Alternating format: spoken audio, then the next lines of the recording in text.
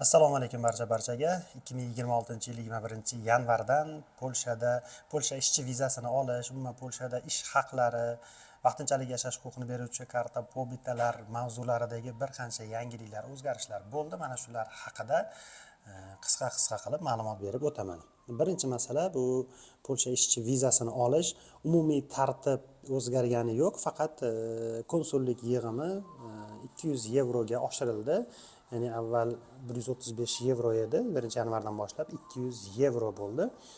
Bundan boshqa protsesslar o'sha ishga taklifnoma tayyorlash, taklifnomani tayyor bo'lish muddati, elchixonaga navbatga qo'yish, navbat chiqish muddati, bularda hech qanday o'zgarishlar bo'lgani yo'q va topshiriladigan hujjatlarda ham o'zgarishlar yo'q, faqat to'lovlarda o'sishlar bo'ldi va o'sha taklifnomani tayyor bo'lishi ham avvalgilariga nisbatan endi bundan buyog'iga qimmatroq bo'ladi. Sababi taklifnomani davlat boji ham ko'tarildi. Ya'ni ayrim toifa vakansiyalar uchun 100 zlotixdan 400 zlotixga, ya'ni 4 baravarga ko'tarilgan bo'lsa, ayrim toifadagi ishga taklifnomalarni tayyorlash uchun davlat bojlari, ya'ni ish beruvchi davlatga to'laydigan summalarni o'zi 4 baravar ko'tarilib, o'sha 800 zlotixgacha davlat boji, ya'ni ish beruvchidan shuncha xarajat talab qiladigan bo'ldi. Tabiiyki, ish beruvchi bu xarajatlarni ishlash uchun kelmoqchi bo'layotgan odamni bo'yniga yuklaydi ko'p hollarda. Shuni hisobiga endi taklifnoma tayyorlash narxlari ham sezilarli darajada ortishi mumkin. Hop. Ish haqlari Polshada 2026-yil 1-yanvardan boshlab minimal ish haqqi bu 4806 zlotixni tashkil qiladi. Ya'ni bu soliqlar, bu brutto narx, ya'ni bundan tashqari o'sha soliqlar, yig'imlar to'lanadi. Bunga qadar ushbu summa oxirgi marta ko'tarilganda 4648 zlotix edi. Endi bu minimal ish haqqi, ya'ni agar sizga to'lanadigan oyliklar bu stavka bo'yicha emas, balki ishlagan soatiga qarab to'lanadi. Shuni hisobiga siz bemalol bundan ko'proq oylik ish haqqi ishlashingiz mumkin. Bundan tashqari vaqtinchalik yashash huquqini beruvchi karta pobitalariga hujjatlar topshirish tartibi o'zgardi. Endi faqat onlayn hujjatlar topshiriladi. Ya'ni avval anketalarni o'sha qo'lda to'ldirib, pochta orqali yuborilardi. Endi bundan buyog'iga faqat onlayn maxsus o'sha platforma orqali topshiriladi. 2026-yil 1-yanvardan boshlab endi qog'oz shakldagi pochta orqali yuboriladigan hujjatlar topshirilmagan deb hisoblanilishi belgilandi. Endi umumiy mana shu o'zgarishlarni fonida bu o'zgarishlarga sabab nima sababdan bunday qilishyapti, shunga tushuntirish berib o'tmoqchiman. Birinchi navbatda konsullik yig'imi 200 yevroga ko'tarilishi, menimcha adashmasam O'zbekistondagi boshqa har qaysi davlat konsulliklari yig'imidan ko'ra eng qimmati, meni bilishimcha shu 200 yevro. Hatto Amerikadagi ham bunchalik bo'lmasa kerak. 60-70 dollardan da boshqa posolstvolarda faqat Polshaniki 200 yevro bo'lib ketdi. Meni taxminimcha buning sababi sun'iy ravishda odamlarda, ya'ni hujjat topshiruvchilar sonini kamaytirishga erishmoqchi, balkim shundaydir. Bu meni shaxsiy fikrim, balkim unaqa emasdir. Keyin o'sha ishga taklifnomalarni davlat bojini ko'tarilishini sababi o'sha ish beruvchi firmalar yoki o'zini ish beruvchi deb ko'rsatuvchi firmalar faqat taklifnomalarni sotish orqali ham daromad qilish yo'liga o'tib olishgan edi. Endi mana shu narsalarni oldini olish uchun endi taklifnoma qiladigan firma aniq o'sha mutaxassisga murojaat qiladi, aniq-tiniq bir qo'lidan ish keladigan odamni o'ziga chaqirishini xohlaydi va uni o'sha odamga xarajat qiladi degan bir maqsad ko'zlangan bundan.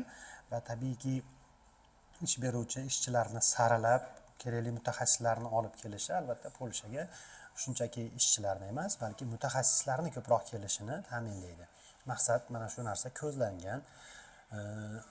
Elektron tizimga o'tish esa barcha hujjatlarni nafaqat karta pobitiga topshiriladigan hujjatlar, umuman boshqa hujjatlarda ham o'sha ishga taklifnomalar ham barchasi elektron ko'rinishga o'tadi, baribir sekin-sekin o'tyapti ham.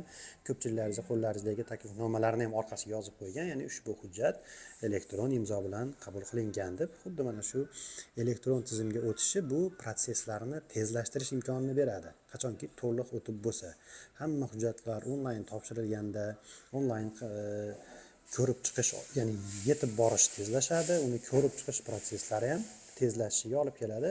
Umumiy maqsad mana shu proseslarni tezlashtirish va o'sha korrupsion holatlar yoki har xil xatoliklarga yo'l qo'ymaslikka harakat qilish bo'lyapti.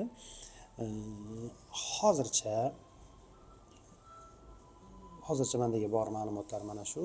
Endi nasib qilsa bundan keyin tez videolar orqali sizlarga Polshadagi o'zgarishlar haqida, qonunchilikdagi va boshqa viza olish tartibidagi o'zgarishlar haqida ma'lumot berib borishga harakat qilaman.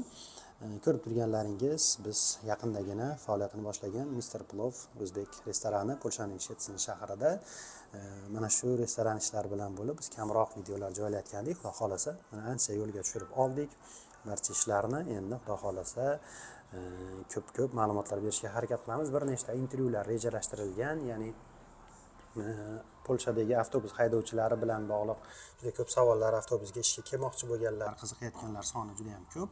Ularga ham mana shu avtobusda ishlash tartibi, oyliklari, hujjatlar hammasi haqida ma'lumot beramiz. U yerda ham bir qancha o'zgarishlar bo'lgan, oylik stavkalari ko'tarilgan. O'sha kod 95 davlat to'lovlari, mana shular masalasida ham yangi o'zgarishlar bor.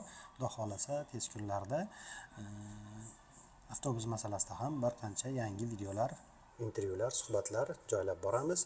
Agar qiziq bo'ladigan bo'lsa, mana shu biznes mavzusida ham Polshada o'sha firma ochish, biznes yuritish tartiblari, to'lovlari haqida bir qancha qiziqarli ma'lumotlar berib borishim mumkin, agar qiziquvchilar bo'lsa bu haqda ham. Va restoranning obzorini ham men harakat qilaman yaqin kunlarda. O'sha joylashgan manzili, umumiy ko'rinishi, menyu, taomlar masalalarida ham bir qancha kadrlarni qo'yib sizlarga havola qilib boraman. Agar videoni ko'rayotganlar orasida bizga kelganlar bo'lsa, bizni yaqin atrofda, ya'ni Shetsin shahriga yaqin atrofda yashovchilar bo'lib, bizga kelib uje ovqatlanishga ulgurganlar bo'lsa, fikrlaringizni yozib qoldiringlar. Nima deydi? Bizda ham xatolar bo'lishi mumkin, kamchiliklar bo'lishi mumkin. Ana shu narsalarni haqiqiy adekvat o'zini fikrini yozib qoldirgan odamlardan o'rganib to'g'rilashga harakat qilib borishimiz biz o'zimiz uchun ham manfaatli bo'lardi. Restoran manzilini titrlarda ham yozib qo'yaman. Vishinskiyego 27 Shetsin shahri, Polshani Shetsin shahri, MR Plov deb Google ga yozsalaring, Google ham уже ko'rsatishni boshlagan, ya'ni update qilib qo'yganmiz. Google kartada ham restoran lokatsiyasi chiqib keladi. Hozircha shu, anchadan beri video tayyorlamagan edim, shuning uchun bitta chiqish qilib qo'yishimiz kerak edi. Nasib qilsa endi tez ko'rishib turamiz. E'tiborlaringiz uchun rahmat, sog' bo'linglar. Albatta obuna bo'lib, bizga like va izohlarda qo'llab-quvvatlab turasizlar. E'tiborlaringiz uchun rahmat, salomat bo'linglar.